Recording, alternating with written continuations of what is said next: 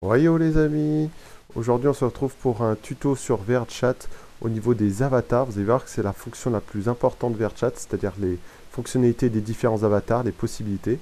Donc déjà pour commencer, je vais vous montrer comment ça se passe sur la détection de mouvement. Moi je suis sur un Oculus Quest et le casque est relié à mon ordinateur, donc ça transforme en Oculus Rift.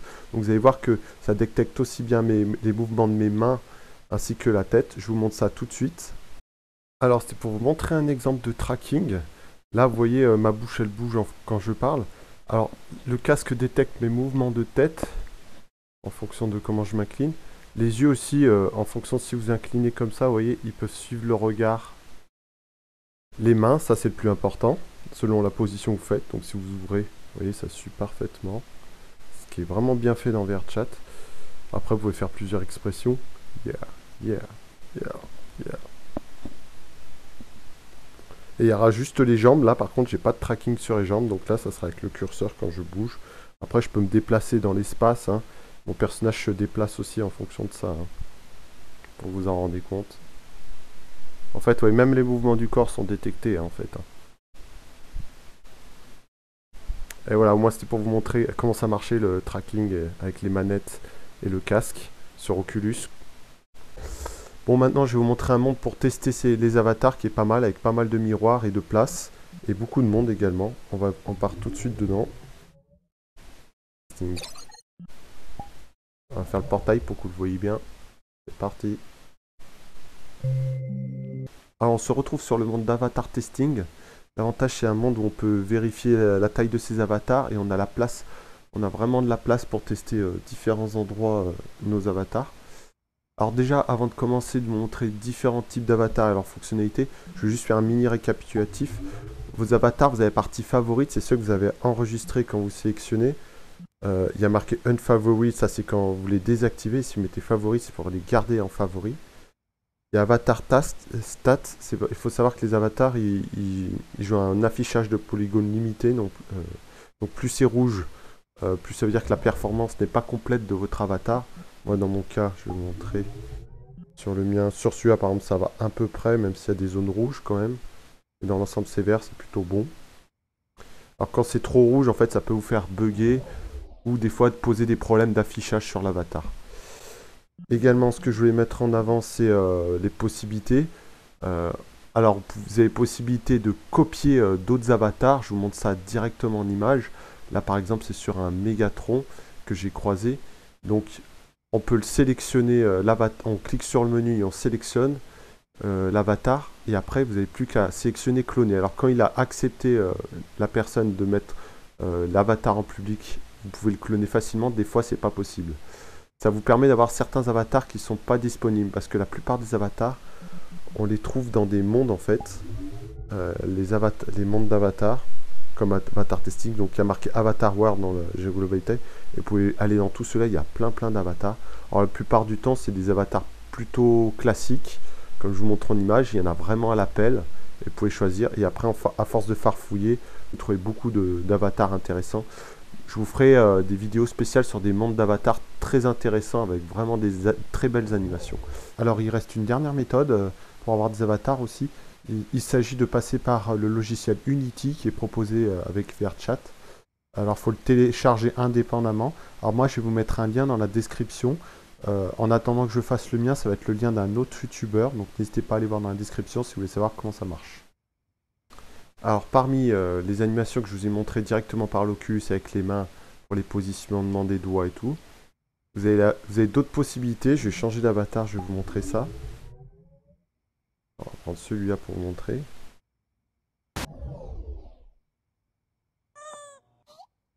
Alors vous allez voir qu'il y en a qui ont beaucoup plus d'expressions faciales possibles et c'est juste avec la positionnement des mains selon comment vous vous mettez en fait. Et là j'en teste plein pour vous montrer. Et en fait il suffit de combiner plusieurs doigts et tout pour trouver.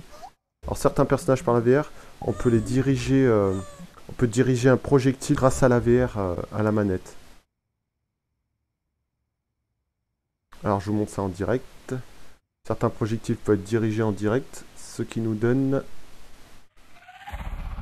ça, ou encore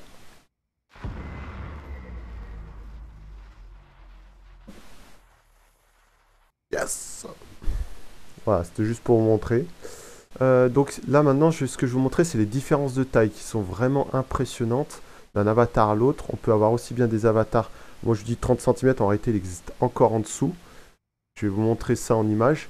Et vous avez aussi bien là, je suis un taille standard pour un avatar, on est autour entre 1m50 et 1m70. Alors je vous montre les avatars plus petits, c'est des avatars qui peuvent atteindre 30 cm. Et également, vous avez des avatars qui peuvent être beaucoup plus grands. Là, j'ai par exemple Megatron que j'avais cloné tout à l'heure, qui dépasse carrément le dessus du miroir quand il est debout. Donc, ce qui fait des vraies interactions différentes. Et ça peut être assez drôle. Alors, les avantages des avatars tout petits, c'est qu'ils peuvent passer dans certains éléments de décor qu'on ne voit pas. Et les plus grands, c'est plus pour le côté impressionnant, même si certains avatars peuvent aussi prendre des petits avatars dans leur paume de leurs mains. Après, c'est un peu délicat à faire. Alors, par exemple, cet avatar, en plus de pouvoir sortir l'épée de Sword Art Online comme celle-ci, qui est pas mal, avec la musique, sa vraie force, c'est par exemple qu'elle peut voler. Mais ces genres d'avatars sont relativement rares sur VRChat. Pour l'instant, j'en ai croisé que 2. Et celui-là, je l'ai copié. Il y en a un autre que j'ai vu sur un autre monde. Et en fait, il faut trouver la bonne combinaison en VR. Donc là, je suis sur Oculus. Donc par exemple, il faut maintenir 2 touches et après appuyer sur sauter pour qu'elle commence à planer et elle redescend tout doucement. Après, il faut bien choisir une destination. Et généralement, on prend vite de l'altitude comme ça. Ceux sur PC vont beaucoup plus vite. Ils ont juste à maintenir une touche. Donc ça va quand même beaucoup plus vite. Donc au moins, c'est l'avantage par contre du PC, c'est qu'ils peuvent faire ça. Par contre, ce qui est animation de tir où il faut cibler, ils peuvent pas trop le faire. Ouais. Alors, faut pas être étonné sur VRChat d'ailleurs, une bonne partie des avatars sont une bonne partie féminin. C'est tout simplement parce qu'il y a beaucoup plus d'animation sur les avatars féminins, que ce soit au niveau des cheveux, des yeux, des oreilles et de l'accoutrement. Donc ça va être très fréquent que vous trouvez des mecs avec des avatars féminins. Donc il ne faudra pas vous étonner. Également, je voulais vous montrer rapidement comment on bloque un avatar. Il faut savoir que certaines animations font beaucoup trop trembler l'écran, surtout quand vous êtes en VR, ça peut vous déstabiliser, vous n'arrivez pas à le cibler. Je vous montre ça en image. En fait, vous pouvez bloquer un avatar précis. Bon, après, il faut arriver à le cibler. C'est vrai que si l'écran bouge, c'est un peu difficile. Mais une fois qu'on l'a fait, au moins, on est tranquille pour la session. Ça nous évite d'être obligé de quitter la session.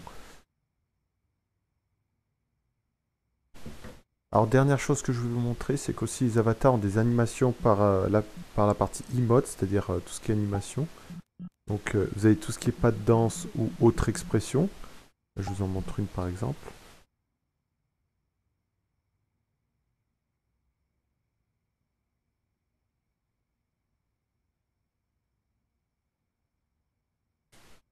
Et si vous regardez sur d'autres avatars, il y a des animations beaucoup plus impressionnantes. Il ne faut pas hésiter à jeter un œil.